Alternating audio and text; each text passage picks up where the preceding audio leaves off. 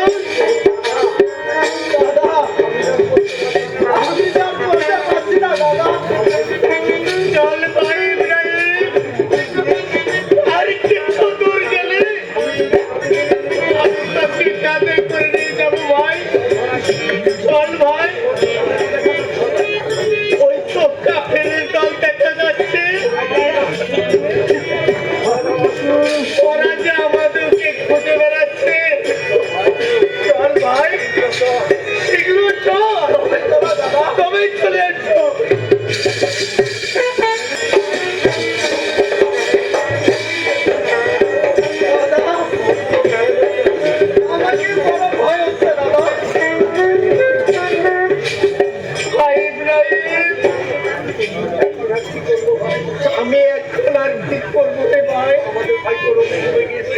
আমাদের ভাগ্যে অভিযোগ গিয়েছে দাদা। আমার তো কোনো ভয় হচ্ছে দাদা। দেখি দাদা, ওই দেখো দাদা, পূর্বহাটা স্বচ্ছ হয়ে গেল। সূর্যের কিরণ জলমল করে উঠছে। সত্যি করে ভাই,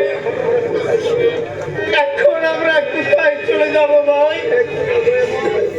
খোদা দয়াময়, তুমি কি আমাদের ভাইকে লিখেছিলে?